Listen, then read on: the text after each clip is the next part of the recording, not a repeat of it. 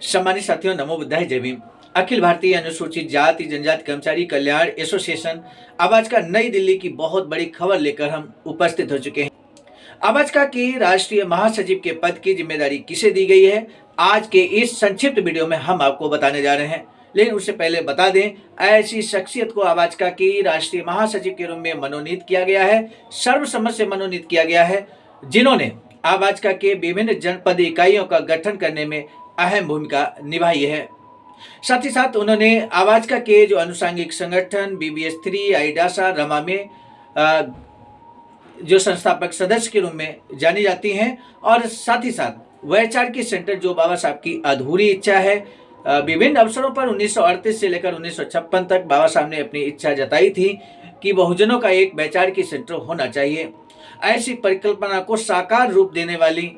श्रद्धा नीलम बौद्ध जी को राष्ट्रीय महासचिव अखिल भारतीय अनुसूचित जाति जनजाति कर्मचारी कल्याण एसोसिएशन सर्वसम्मत से मनोनीत किया गया है। 16 जनवरी 2025 को सुबह श्रद्धेय बुद्धमित्र मुसाफिर सर राष्ट्रीय अध्यक्ष आवाजका नई दिल्ली के द्वारा एक प्रस्ताव रखा गया।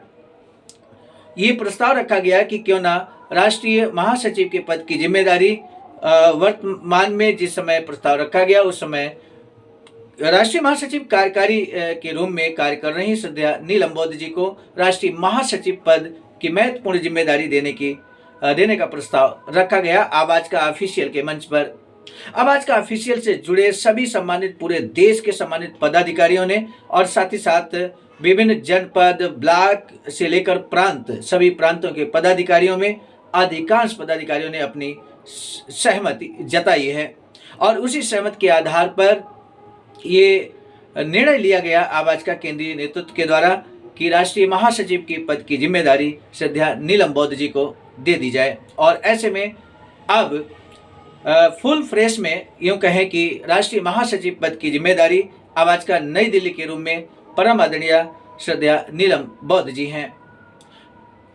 श्रद्धा नीलम बौद्ध जी के बारे में बहुत ज़्यादा, हालांकि एक वीडियो कुछ दिन पहले हमने आपको बनाया था, उनके त्याग और समर्पण का कोई सानी नहीं है। निश्चित तौर पर आवाजका से जुड़े सभी समस्त छोटे बड़े पदाधिकारी सभी समान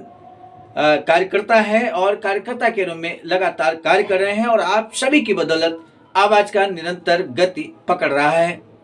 और साथ ही साथ वैचारिक सेंटर के निर्माण में भी गति आ रही है जो आप सभी की देन है। लेकिन जो त्याग और समर्पण का ज्वलंत यूँ कहें कि उत्कृष्ट उदाहरण श्रद्धा नीलम बौद्ध जी ने प्रस्तुत किया हम सभी के समक्ष, वो हम सभी के लिए अनुकरणीय है। श्रद्धा नीलम बौद्ध जी ने जिस तरह से आवाजका के पूरे उत्तर प्रदेश में जनपद इकाइयों के गठन में अहम भूमिका निभाई, आस पड़ोस के जो प्रदेश हैं वहाँ पे अहम भूमिका निभाई, और साथ ही साथ एक निष्ठावान कार्यकर्ता के रूप में वो जानी जाती हैं, एक पहचान है। अभी हाल ही में गाजीपुर में हुए पहले महिला महासम्मेलन में शिरकत करते हुए उन्होंने महिलाओं का मार्गदर्शन भी किया था। साथ ही साथ इससे पूर्व भी जनपद कन्नौज में 5 जनवरी 2020 को जब पहला महिला शिक्षिका सम्मान समारोह का आयोजन किया गया तो उसमें पूरी महिला टीम के साथ उन्होंने शिरकत की थी। साथ ही साथ विभिन्न जनपदों में हुए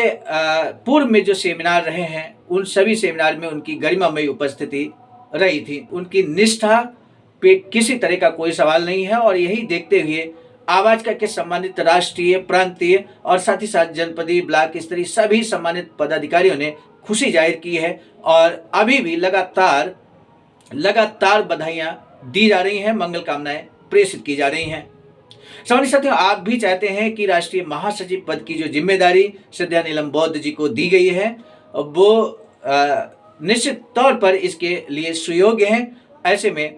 आप सभी से हमारा अनुरोध है कि आपकी अगर सहमति है तो आप भी अपनी शुभकामनाएं, अपनी मंगल कामनाएं कमेंट सेक्शन में जरूर प्रेषित करें। इसी के साथ एक बार पुनः राष्ट्रीय महासचिव के पद की जिम्मेदारी मिलने पर श्रद्धा नीलम बौद्ध जी, जो कि बुद्ध रत्न भी है, उनको बहुत बहुत मंगल कामनाएं आवाजका ऑफिशियल यूट्यूब चैनल की तरफ से।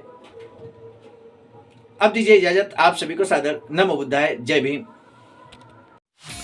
सम्मानित साथियों, यदि आप हमारे इस चैनल आवाजका ऑफिशियल, जिस पर नियमित सुबह 5 बजे डॉक्टर अंबेडकर संदेश आपको मिलता है, आप हमारे इस चैनल को सपोर्ट करना चाहते हैं तो हमारा आपसे निवेदन है कि आप हमारे इस चैनल को सब्सक्राइब कर लें, वीडियो को शेयर, लाइक, कमेंट जरूर करें।